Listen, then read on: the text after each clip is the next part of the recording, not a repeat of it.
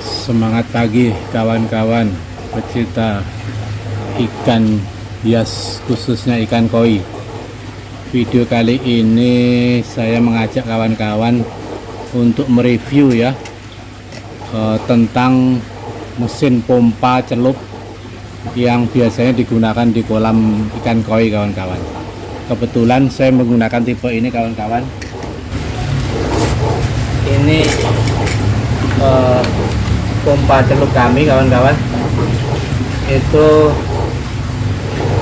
tegangannya 220, kemudian dayanya 140 watt, dan kecepatan airnya, debitnya adalah 16.000 liter per jam kawan-kawan.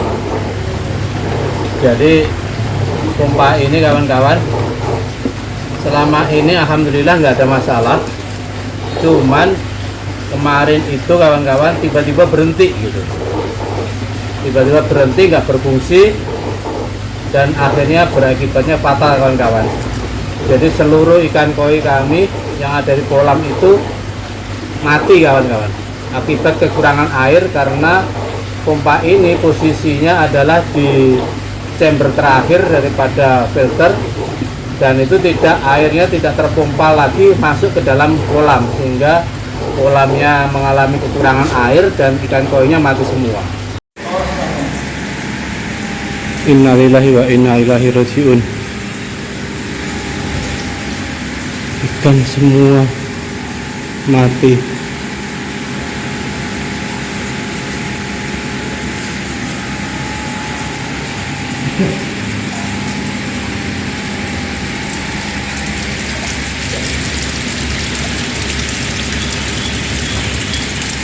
Apa ya menjadi penyebabnya?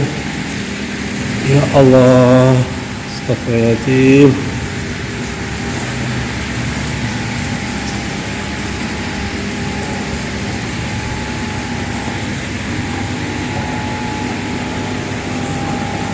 Kondisinya normal, pompanya merah. Astagfirullahaladzim. Filternya normal. Allahu Akbar.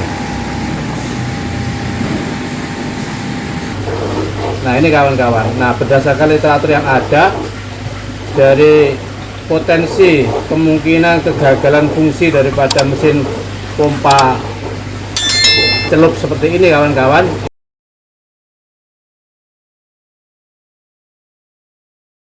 itu yang pertama adalah adanya kebocoran. Nah itu sudah kebocoran ini khususnya kebocoran elektrik ya. Jadi di sini sudah saya perhatikan, saya lihat gitu, adakah retak-retak begitu gitu ya, adakah pecah atau gimana begitu ya, sehingga terjadi kebocoran air masuk ke dalam bagian kelistrikannya, dan ternyata tidak ada kawan-kawan. Jadi masalah kebocoran listrik kalau aman. Nah, kemudian yang kedua adalah terjadi pemampatan di propellernya kawan-kawan. Propeller di sini. Jadi di sini misalkan kesumbat material yang besar begitu. Nah ini juga kelihatannya tidak terjadi, karena apa? Karena posisi pompa ini di sistem filter kami ini berada pada chamber terakhir kawan-kawan, chamber di mana sudah hasil filteran, jadi kondisinya senantiasa bersih gitu. Nah kemudian jadi alasan yang kedua, potensi kegagalan itu adalah terhambatnya propeller, rasanya tidak. Jadi yang pertama tadi masalah kebocoran elektrik ya, air itu enggak. Kemudian masalah yang kedua adalah gangguan propeller, tidak. Nah, yang ketiga adalah masalah overload kawan-kawan, jadi beban lebih. Nah ini mungkin kawan-kawan, jadi mungkin karena pompa ini itu bekerja non-stop 24 jam begitu ya, terus kemudian kelihatannya dia mengalami saturasi gitu, kejenuhan gitu ya, sehingga akhirnya dia berhenti sesaat gitu kawan-kawan. Nah, berhenti sesaat itu dia nggak bisa balik lagi, dia harus di-trigger dulu gitu kan. Nah, ini kemungkinannya salah satunya itu kan. Karena apa? Karena kemarin itu setelah pompa ini kalau saya temukan kondisi mati, kemudian saya colokkan lagi, itu mau hidup lagi kawan-kawan. Ini sudah kita matikan, kita coba. Nah ini setelah kita nyalakan, dia hidup lagi, berfungsi.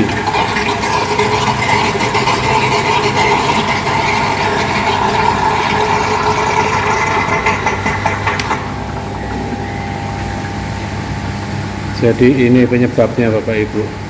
Sampai sekarang ini hidup ini. Jadi kalau ini saya cek ya, saya nyalakan lagi, pompa ini hidup banget. Tuh, pompa ini hidup kawan-kawan. Jadi dia mengalami overload dari pembebanan kerjanya dia gitu.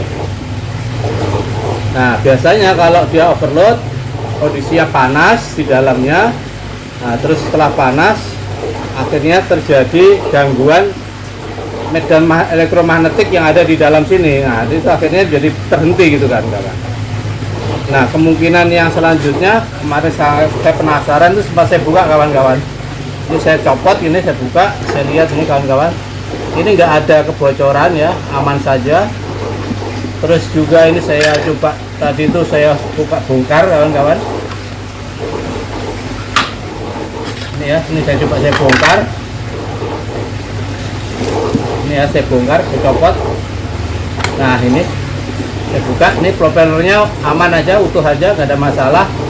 Nah kemungkinan ini kawan-kawan, sealnya ini karet yang warna orange ini kendor kawan-kawan. Nah sealnya kendor, jadi waktu ini saya buka ya, kendor, saya buka gini. Nah itu saya buka gini. Nah ini kawan-kawan, tadi itu di sini penuh kotoran kawan-kawan, penuh lumpur kawan-kawan.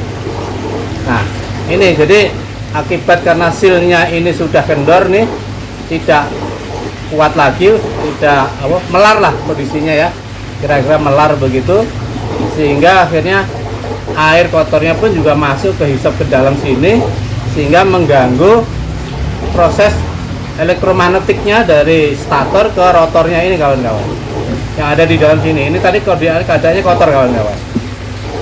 Nah atas 3 hal ini, 4 hal tadi ya kawan-kawan. Jadi yang pertama adalah kebocoran listrik itu tidak terjadi. Kemudian adalah terganggunya impeller ini, insya Allah juga tidak. Kemudian yang ketiga adalah overload. Nah itu mungkin jadi ya, kemungkinannya jadi kejadian ini. Jadi dia sudah kepanasan, nggak mampu lagi, dia langsung posisinya trip gitu ya, trip, berhenti, nggak bekerja. Terus kemudian yang kemungkinan yang keempat tadi ini kawan-kawan, ini sudah melar kawan-kawan. Nah ini tidak rapat lagi. Nah ini jadi ada gerakan ini ya, sudah melar kawan-kawan. Nah inilah kawan-kawan, apabila kawan-kawan itu menggunakan pompa celup ya, mohon juga ayo kita semua belajar agar kita lakukan perawatan kawan-kawan, atau maintenance ya, perawatan, pemeliharaan begitu. Jadi secara berkala itu harus kita cek, kita buka gitu ya, apakah ada yang rusak atau tidak gitu ya, apakah ada yang menghambat atau tidak gitu ya. Jangan sampai kejadian seperti pompa ini, pada saat terjadi malfunction, tidak bekerja, dampaknya adalah seluruh ikan koi kita yang kita rawat, yang kita pelihara, yang kita sayangi, itu menjadi mati semua kawan-kawan. Luar biasa ini kawan-kawan. Dan ya mohon maaf ya, ikan koi yang telah dibunuh dalam tanda petik ya oleh pompa ini, nilainya sudah ratusan juta ini kawan-kawan, karena ada 16 ekor begitu, dan udah jumbo-jumbo, super jumbo, bahkan ada yang sudah grand champion kawan-kawan. Jadi ikan koinya ada yang grand champion gitu ya. itu pun ikut mati kawan-kawan. Nah ini kawan-kawan, jadi bapak kawan-kawan bisa melihat ya, ikan koinya ternyata lebih suka berenang-berenang atau bermain-main di koi towernya daripada di kolamnya. Karena kalau di kolamnya itu kan dindingnya hitam ya, sehingga dia ngelihatnya ya gelap aja gitu. Tetapi kalau dia bermain-main di atas koi tower, dia bisa ngelihat pemandangan di sekitarnya kolam itu. Bahkan bisa melihat kita juga gitu ya, bisa melihat kita, dan kita sendiri juga demikian. Kita bisa melihat ikan kesayangan kita ini tidak harus mendekat ke kolam, dari jarak jauh pun juga sudah bisa kita lihat. Nah ini bisa kita lihat nih dari dekat ya. Wah, Masya Allah ya, indah sekali ya ikan koi kita, tampak dari dekat, dan dia juga tidak takut dengan kita. Nah, sehingga kita bisa menikmati sensasi baru daripada kolam koi yang selama ini cenderung sifatnya outdoor dan dilihat dari atas, begitu kawan-kawan. Hitamnya kalau udah matang dia harus mengkilap. Ya, kalau mengkilapnya hitam sudah sampai yang di kepala, itu sangat penting. Yang di kepala juga sudah finish, jadi dia nyala. Ini belum ya? Belum wajah yang kalau yang putih sudah jadi. Kalau putih yang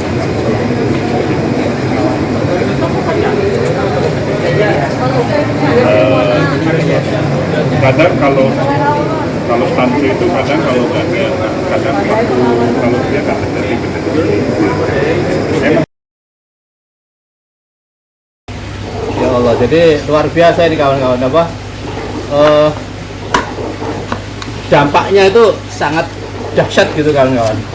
Makanya ayolah kita ya untuk belajar, untuk peduli ya terhadap mesin pompa kita ini, karena kan pompa celup itu di dalam kolam koi itu nyalanya kan 24 jam kawan-kawan ya, non stop dan terus menerus ya sepanjang kolam itu difungsikan gitu ya. Nah itu kawan-kawan, jadi inilah reviewnya terhadap kegagalan fungsi daripada mesin submersible ini. Dan kemarin juga sempat kejadian kawan-kawan. Kemarin tuh kami juga awalnya ini kawan-kawan mati itu karena ini kan impor ya. Jadi dia posisinya menggunakan jacknya itu kaki 3 gini kawan-kawan. Kaki 3, makanya ini ada adapter dari kaki 3 ke kaki 2 gitu. Nah kami pikir ini penyebabnya yang kemarin tuh sempat mati sesaat gitu kan, sampai kami potong ini, kami potong, terus kami ganti langsung dengan jack yang langsung tunggal begini gitu. Harapannya tidak ada lagi kelonggaran di dalam kontaktornya ini gitu kawan-kawan.